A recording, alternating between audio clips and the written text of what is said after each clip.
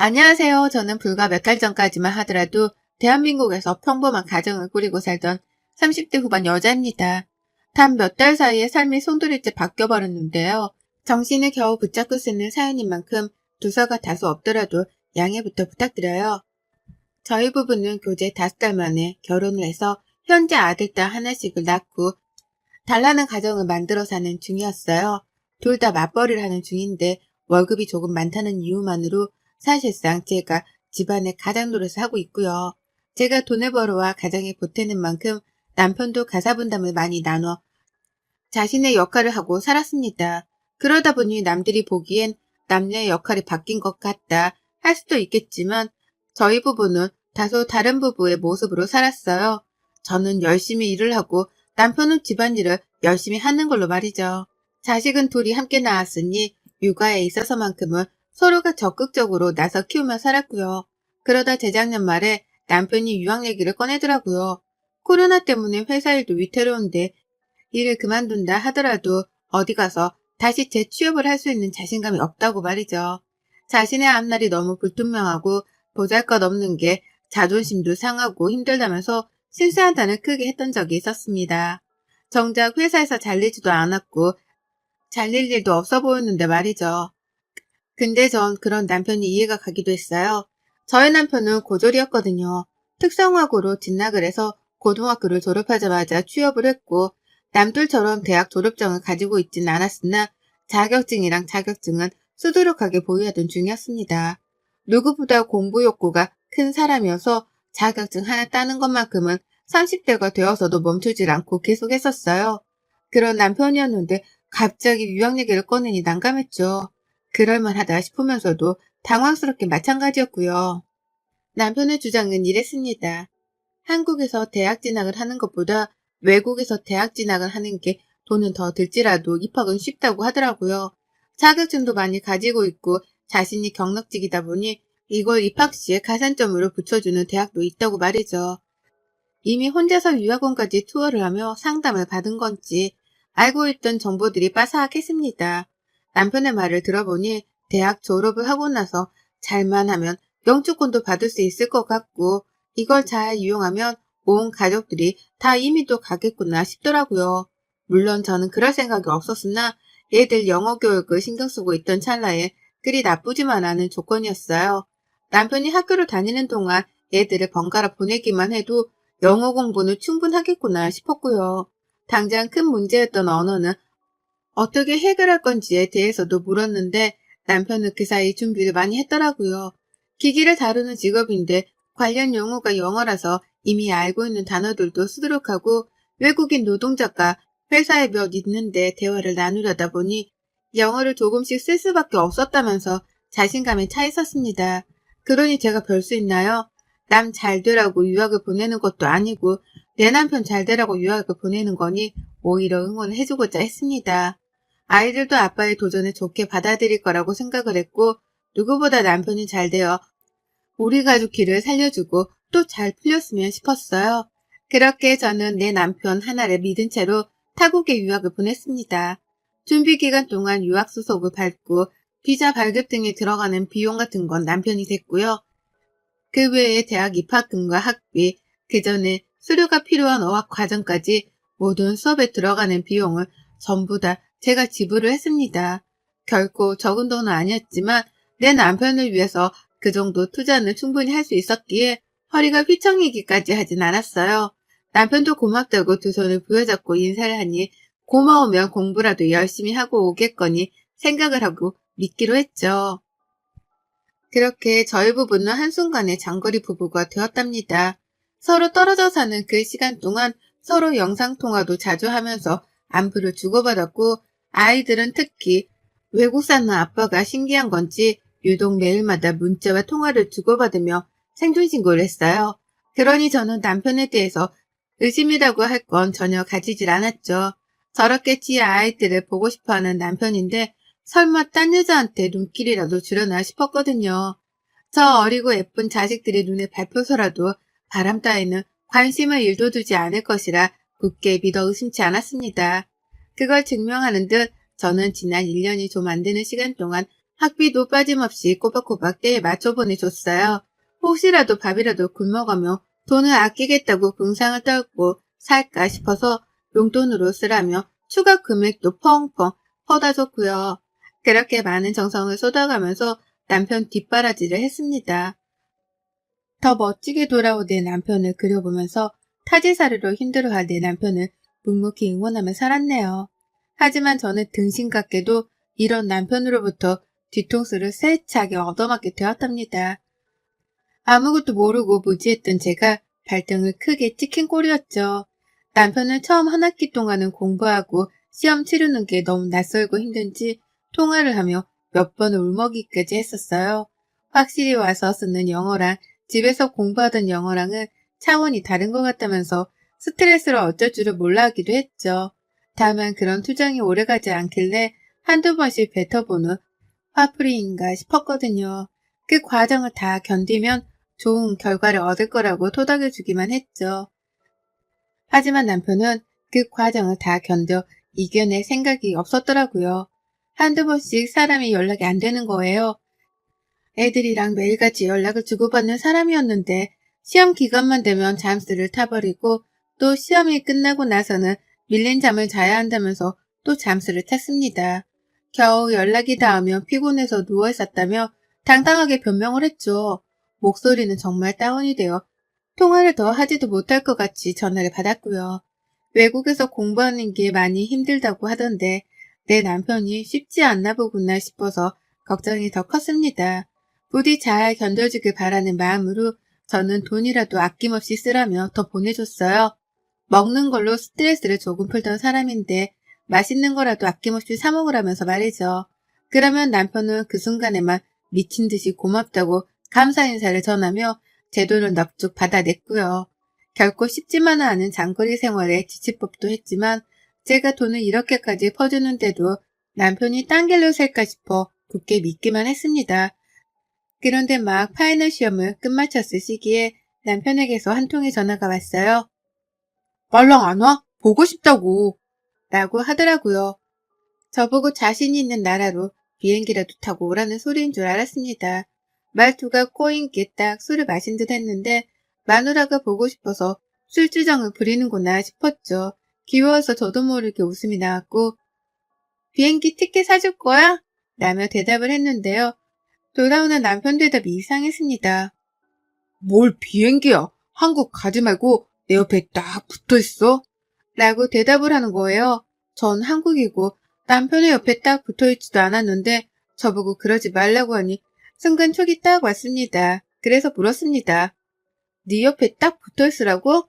나 누구야? 라고요.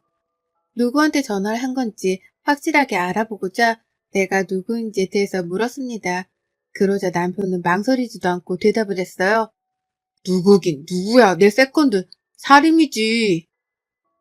라고 말이에요. 더 생각할 겨를도 없었습니다. 내 이름이 튀어나오지 않는 것에 대한 분노와 배신감으로 살떨림이 온몸에서 느껴지기 시작했고요. 차마 대답을 못한 채 멍한 채로 핸드폰을 붙들고 있었는데 그제서야 술 취한 남편도 이상하다 감이 왔는지 잠시 말이 없더라고요. 그제서야 누구한테 전화를 한 건지에 대해서 사태 파악을 했던 거죠. 지금 자기가 전화를 건 상대가 불륜녀가 아닌 한국에 있는 와이프라는 걸 알아챈 건지 남편은 뒤늦게야 주절주절 변명의 말을 늘어놓았어요. 여보 장난이야. 나 시험 끝나고 여기 애들이랑 술 몇 잔 했어. 장난으로 내기한 거야. 내 맘 알지?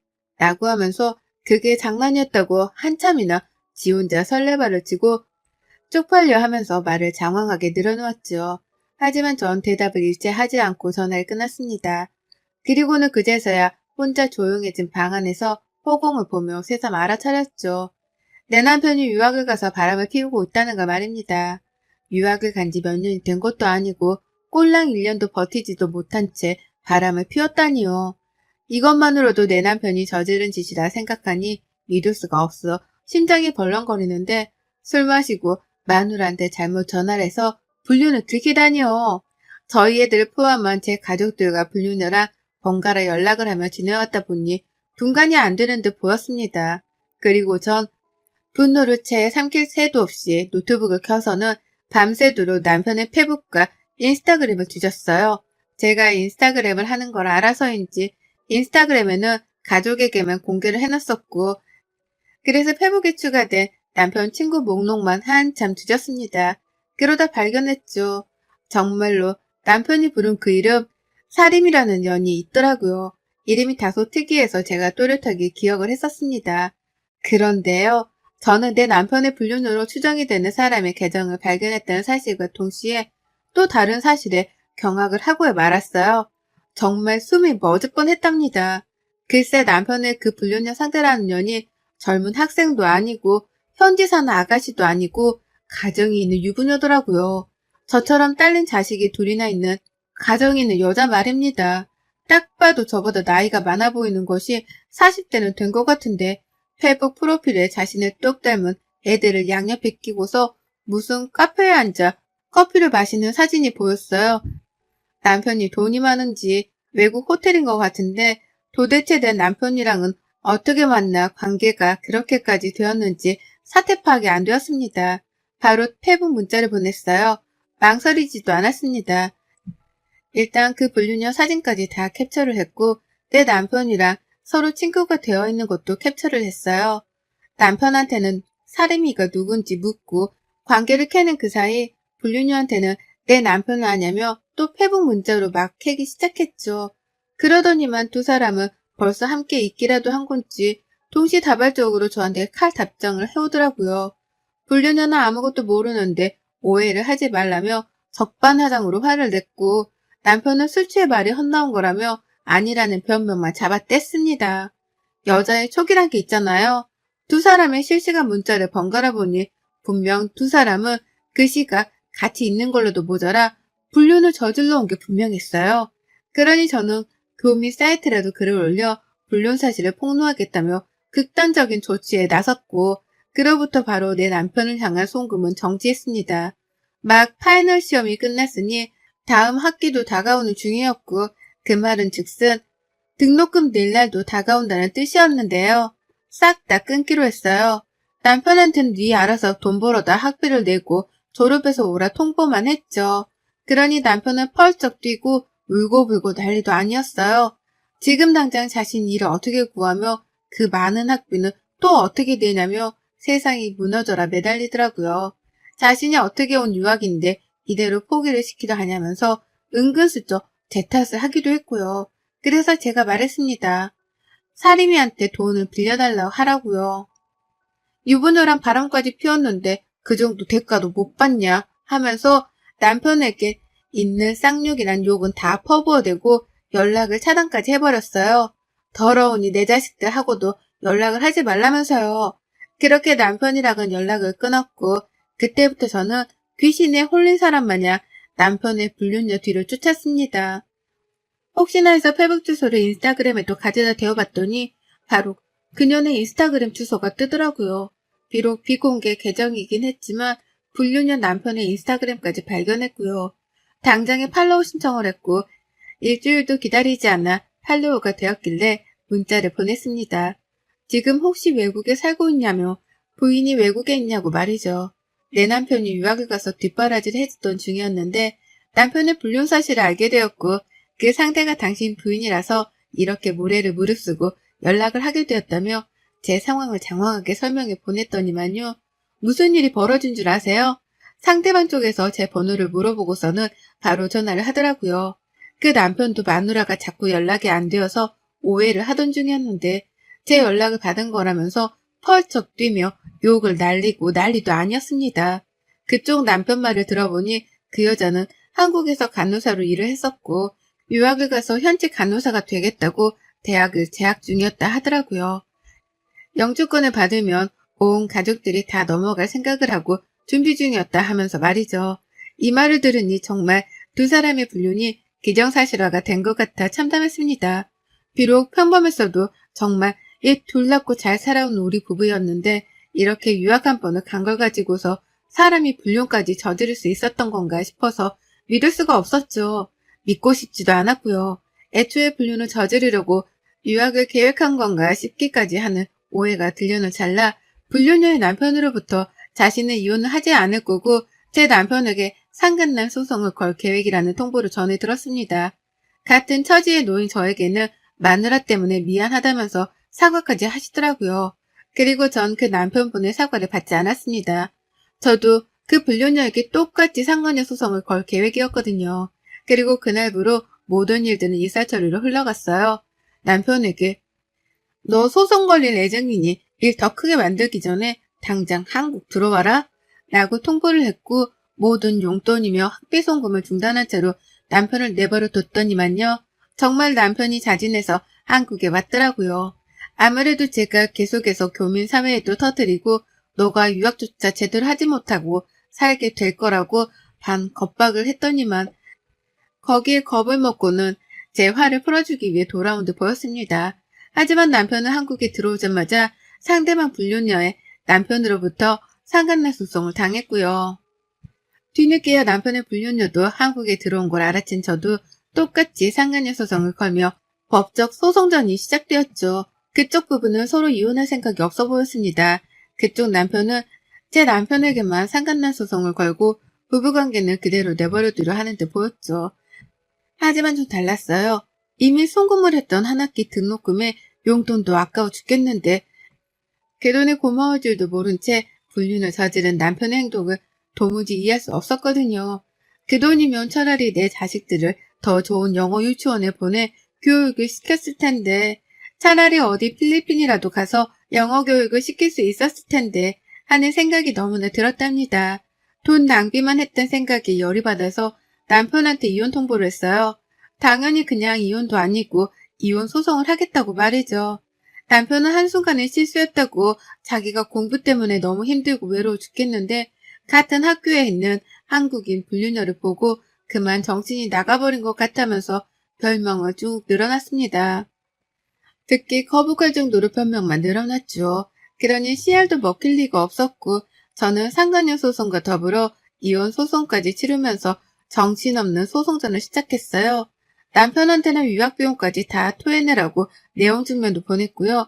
남편은 유학을 간다고 멀쩡히 다니던 회사까지 때려치운 후였고 퇴직금으로는 비자 받고 초기 유학비용을 준비하는 데 돈을 다 써버렸다가 한국에 오자마자 소송을 당해버린 바람에 변호사 선임을 하느라 또 돈을 써야 했습니다.